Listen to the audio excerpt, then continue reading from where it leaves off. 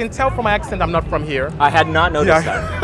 I thought you were a secret agent. So I just assumed. this country has given me so much. It's a way for me to give back. Yeah. Being that I've achieved so much here, and I'm a perfect example of someone who came to this country with literally 2 suitcases and nothing. Nothing. And you can achieve anything if you put your mind to it. So it's a matter of persistence, focus, and definitely having great integrity that can allow you to succeed. You can be anything in this country. I mean, I came from West Africa with no education, no resources, and today I've made it. I mean, I have a wonderful family, I have resources, I have cars, I have everything I ever dreamed for because I stayed focused, I was persistent, and had great integrity in everything I did. So that being said, if I can do it, you can do it too. Believe it or not, I'm a very tame driver on the street. I tend to get my frustration out on the track, but on the street, I'm a grandma when it comes to driving. I was born here in the United States, but at a very, very young age, my parents went back to Nigeria. So I spent a majority of my youth there. I was actually quite mischievous as a young child, taking things apart and trying to put them back together. I really loved to understand why things worked, how they worked. I was extremely fortunate that my parents actually encouraged me with such shenanigans that really created an opportunity for me to continue with this quest of curiosity. And believe it or not, I was in university at the age of 16. The only challenge was we did not have the technology for petrochemical engineering in the late 80s in Nigeria. So I told my father that I wanted to come to the United States and really be at the forefront of technology. None of this would come to fruition if I didn't have the background in science, if I wasn't an engineer. Fast forward to today, I create beautiful automotive masterpieces for the high-performance community.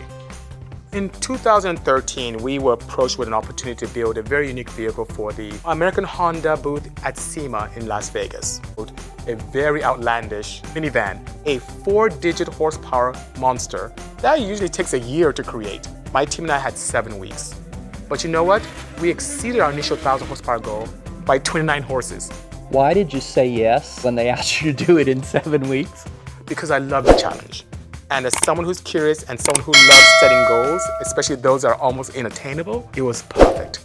As a scientist, it's very exciting to be able to have a concept, something that has never ever existed, and then bringing that to life. You can see it, you can hear it, you can drive it. There's nothing more exciting than that.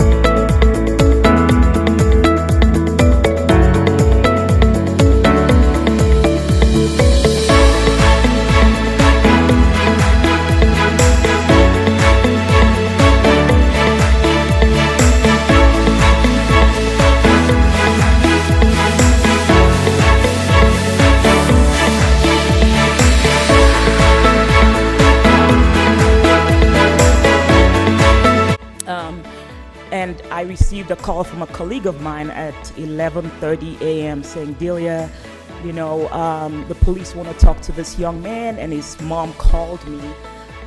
What do you think we ought to do? And I'm like, under no circumstances would a 13-year-old talk to a police officer, right? And I have to be honest with you, when I first started practicing, I was clueless to this idea that individuals suffered from mental health issues, right?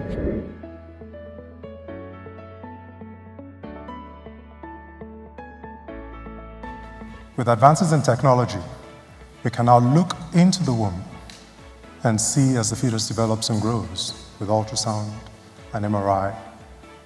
But in addition, we can now actually go into the womb to interact with the fetus, to provide treatment and even surgery. This has opened up the world of fetal surgery, a world that I'm privileged and blessed to be part of. As I proceeded to medical school, still in Nigeria at Obafemi Awolowo University in Ile-Ife, Nigeria, I developed a strong interest in embryology. That is the study of how the fetus goes from sperm and an egg all the way to a full-blown human.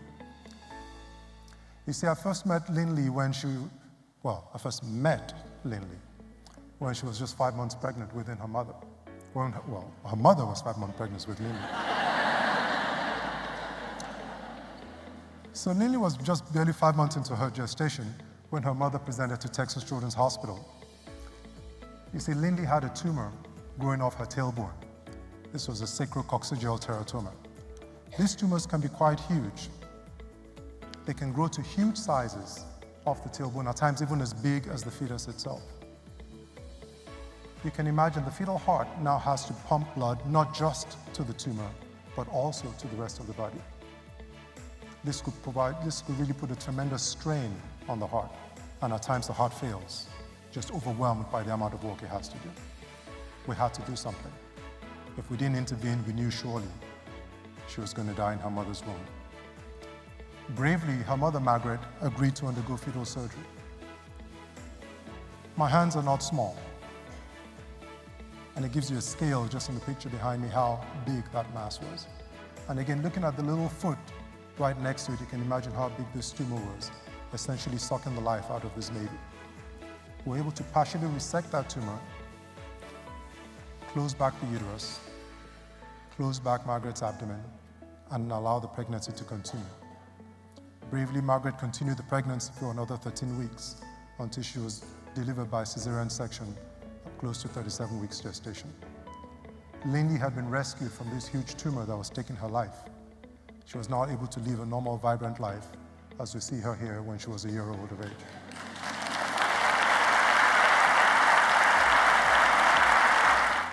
We know that the future of fetal surgery is going to be based on research, discovery, and innovation as that field continues to move forward. But for every one of you, if you just take a step back in your daily lives and look at your encounters, your interactions, there are things that you do on a daily basis, things that you interact with, people you interact with, things you get to do, that if you just take a step back, you can find some hidden information in there that will serve as the nidus to give solution to the problems of tomorrow.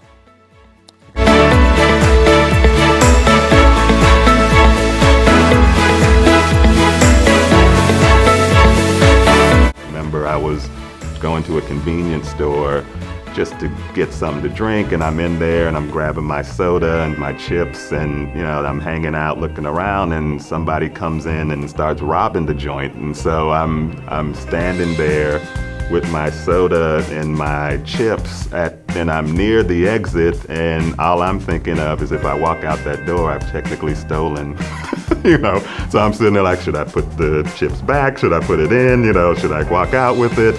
And then the guy looks at me and he just goes, and I run out, with my stuff, and I'm sitting there like, you idiot. You're sitting there thinking, worrying about whether you're gonna steal these chips.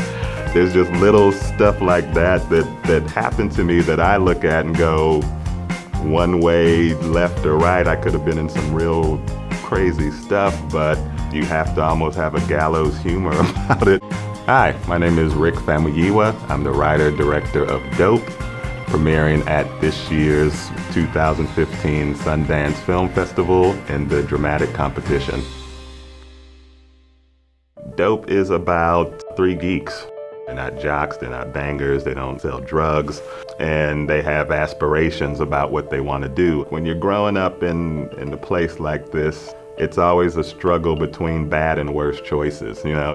Malcolm, through a series of choices he has to make, ends up in a party where a drug deal goes bad. Because he's a smart kid, he tries to figure out a different way to save his ass. I did two. I did chapter 2 and chapter 6. Those are mine, and so one of them's showing tonight, so I'm super excited to see it on the big screen at the El Capitan of all things. So it's great. So they got me on board for 2, and I was like, I'll do them all if I could.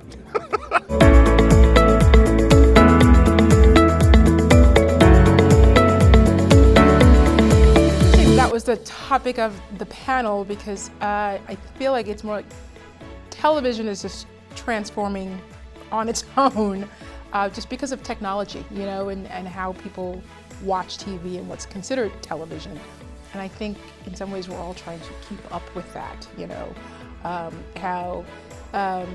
you know, there's so many different kinds of audiences that have sort of fractured. It's no longer one big, you know, sort of broadcast audience anymore. So it's about, you know, knowing that we have to make different kinds of shows for these audiences, for different platforms, you know, thanks to technology. I mean, it's amazing. We have shows, you know, Universal Television produces The Office, and, you know, how many years has The Office been off the air? But The Office is a huge show, you know, on those platforms, and you have an entirely new generation of people finding The Office, and for them it's a brand new show. You know, I hear stories around The Office where someone will tell me that their 12 or 13-year-old came up to them, I just found this amazing new show called The Office, you know, or Parks and Rec. It's like, oh, that's nice, you know. Well, you know, I think the development process is the same. You're, you know, talking about characters. Are you interested in those characters, you know, and what's that, you know, what's the world? I think drama is probably character as well as the premise of the show. I think character, if people love the characters, you can put them in all kinds of different situations. I mean, I think comedies tend to be less premise heavy, and you can say it's a comedy about a group of friends, and that's it. And you just want to watch what they're doing week after week. Versus in the drama, I think you have to craft a little bit more of that show. So I think those are the two, you know, biggest differences. But, you know, after that, you still have to be making a great show that people want to watch. You know, we're working with all kinds of people. And I think we just have to be open to, you know, someone who's never written for television before, that they haven't heard before. So, you know, if someone says they have a terrific writer, I will give them the benefit of the doubt and say, okay, let's see how great a writer they are.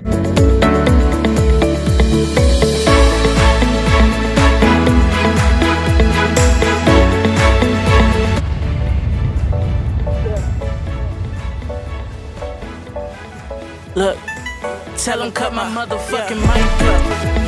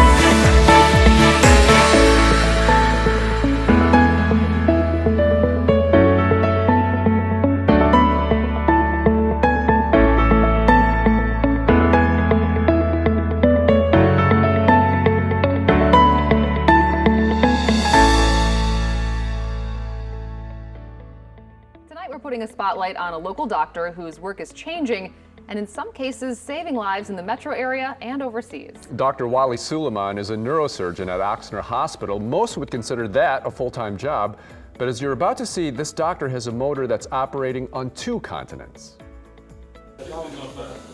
Nigeria, Can you stand on your tiptoe for me?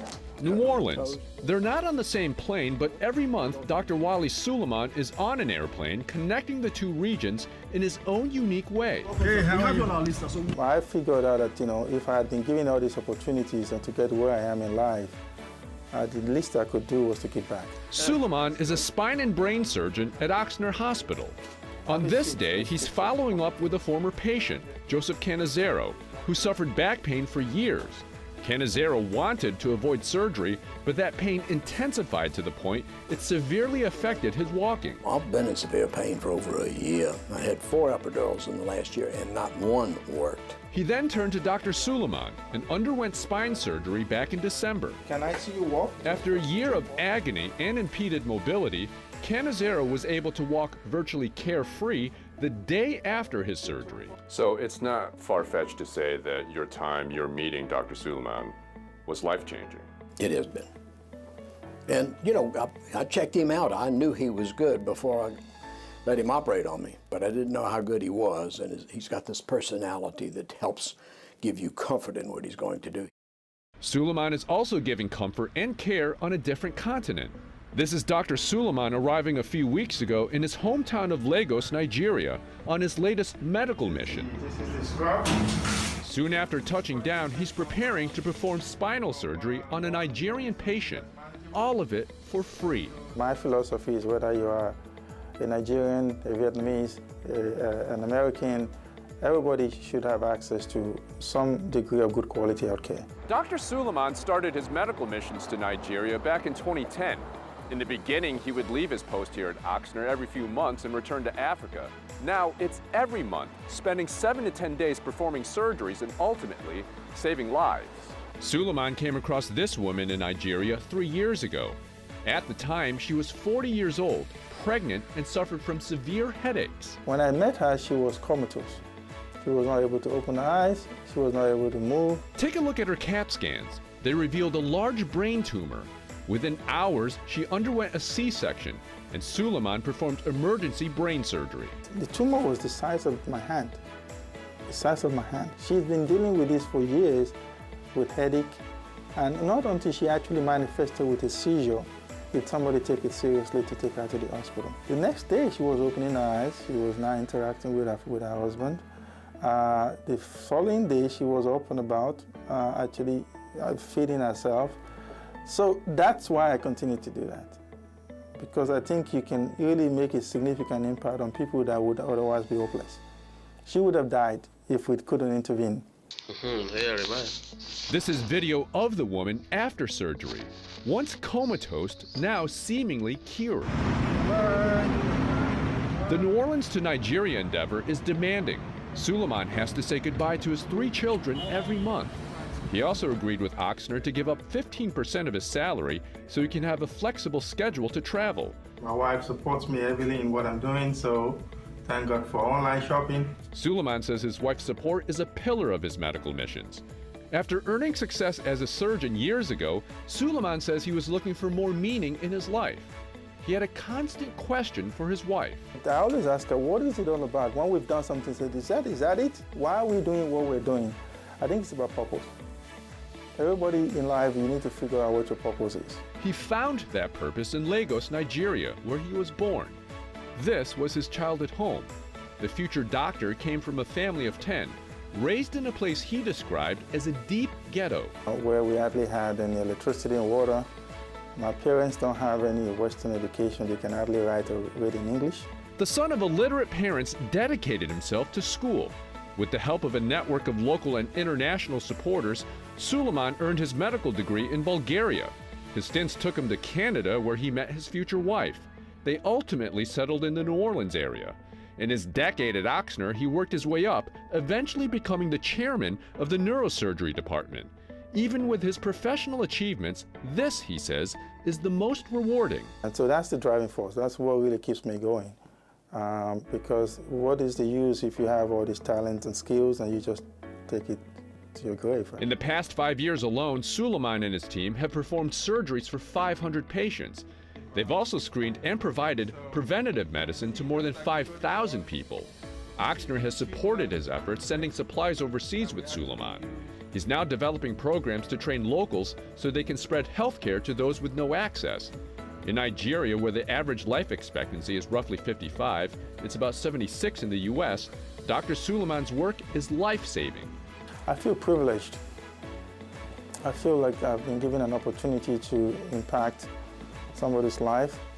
In whichever way, shape, or form, we don't have to save people's lives all the time. Suleiman's work may seem a world away, but he reminds us that what happens internationally is increasingly affecting the U.S. Remember that Ebola scare when 2 patients had to be brought back to Texas and Georgia? We've seen instances where things that we think are so far away, like bird flu, like Ebola. We thought they were so far away, but they made it to Texas. So the world is becoming so globalized that even in the comfort of our own home, where we feel we're safe, because of globalization, I think things are closer than we think. With that in mind, Suleiman says the fortunate should find ways to help those in need. And the neurosurgeon says it's not necessarily brain surgery. If everybody gives back a little bit, humanity will be a lot better.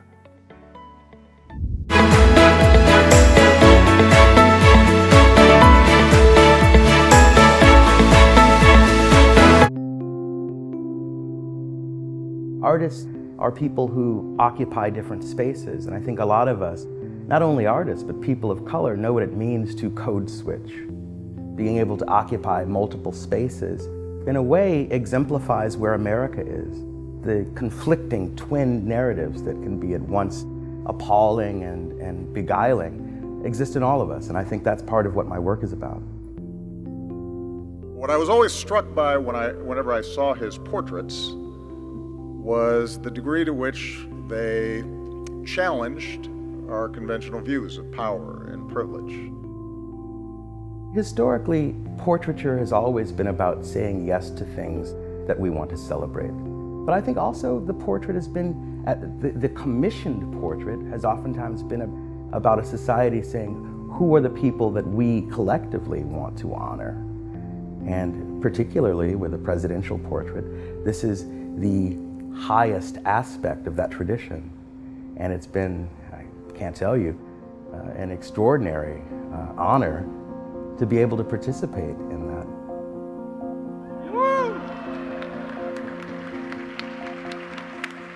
I think on a personal level, the fact that the first African-American president has chosen me, an African-American man, to create that moment.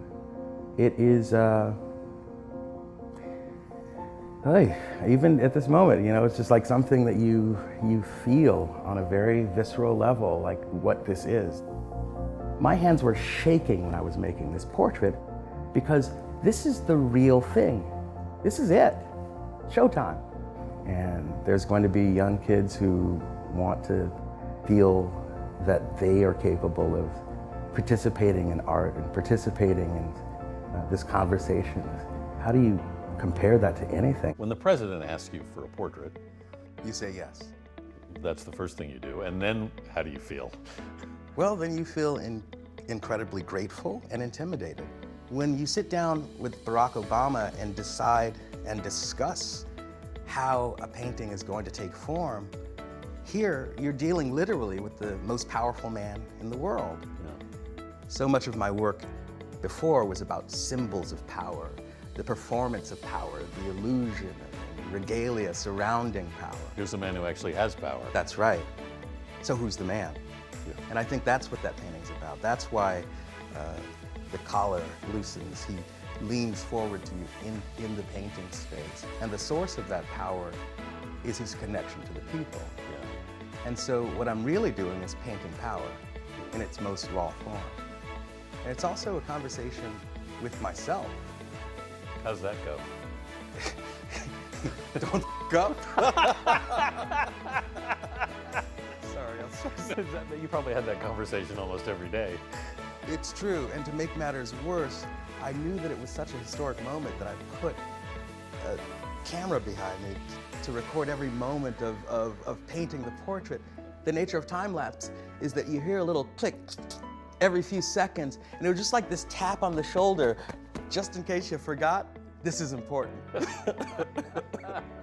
But I think it's great that we were able to sort of triangulate the conversation and create something that, in the end, celebrates this man on a level that is occupying all that pomp and circumstance that we expect of a presidential portrait, but that feels very alive and now, that feels like a modern president. I knew that it was going to be a lot, but I didn't know it was going to be that much. It was more than you thought. The internet blew up. Yeah. It was the only thing I saw on Instagram. It was the only thing I saw trending on. I mean, it was trending every major social media platform. How did you feel about that response? I felt incredibly embarrassed that I didn't thank my mom on the speech that I gave for the reveal. I felt incredibly honored and humbled. I felt nervous that the world may not love this painting as much as I do. But it's also a powerful feeling to be the first African-American artist painting the first African-American president.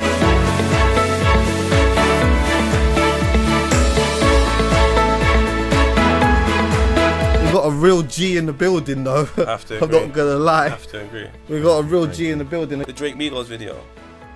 Walk it like, and it's just like, yeah, that's mad. that's bro. like, to me, like, I can't downplay that. I thought like, you was American. I'm not even gonna lie. no. But then I realized, that like a couple people kept saying, oh yeah, like, oh, my man did this one as well. Oh, what, my man, and I'm thinking, why is everyone going on about like, they've got enough of that. They got man, like Flex. Yeah, It's too bossy, man. Nah, thank you, I appreciate it, man. I appreciate it. So you're obviously a video director. I am, amongst other things, but yeah, that's the bill Entrepreneur. payer. Yeah. I'm an entrepreneur as well, working on different projects. But yeah, sick. directing's the main thing.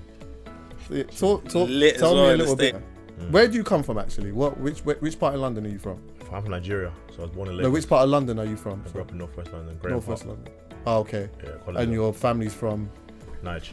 Okay. Was you born here though? Or was No, Nige. Okay. Yeah. And you came here how old? First time when I was 3, but then between 3 and 6, I was everywhere. Yeah. Nigeria, London, Spain for a little bit, America for a little bit, but mostly Nigeria and London. And then from like 6 to 17, I was here. I went to go play basketball because I was really short. It's proper short. That's My man's shorter than me in that. Yeah. It's fucking mad. So when I played ball initially, but then every summer I'd come back home. Yeah. So that was like my schooling in like uni days was over there. So uni there, but I was back home for like 3 months at a time in the summer. So after uni, I was out there, and then my brother put me on the whole video thing. What do you mean? How? Basically, I was in New Jersey, Yeah. and then the reason why I was in New Jersey was I was trying to set up my rap blog called Heavy Spitter, where I would go around interviewing rappers. That was the goal. But then I guess the economy crashed in America in 08. Yeah. So in 10, it wasn't really easy finding a job. So I thought I was gonna come out of uni, second degree, got a master's. I'm gonna find a banging job. The plan was hunting for the money. You know what I mean? Okay, I hear that. So, then my brother was like, "Yeah, there's an artist named Bashi coming to New York to do his video. Do you wanna produce it?" I'm like, "What the fuck are you talking about?" And he's like, "I'm transferring 15 back to your account. Figure it out. Bye. Google it." I was like, "Right, that's mad." I'm on Google, how to produce a music video. I don't know what the fuck was going on. Yeah, so then Bashi came to New York, did a video. I produced it, not very well. It was a shit show, you know what I mean? But the video ended up pretty cool. 17 was mad. BT nominations, MTV nomination. Did you change the crib? Nah, LA? Yeah. Nah, same yard I moved into. Oh, okay. You just decorated it up a little nice, different furniture. Who knows? I might have got a little chair here and there. Little artwork. You lot are making too much money. Nah, I'm broke. And then, yeah, man. And then after that, it was just a nice little clockwork effect after that. And I assumed the clockwork would happen in 14, 15, and it didn't happen until 17. Just say Next topic. Go ahead, bro. Ask the question, isn't it? There's no question to ask.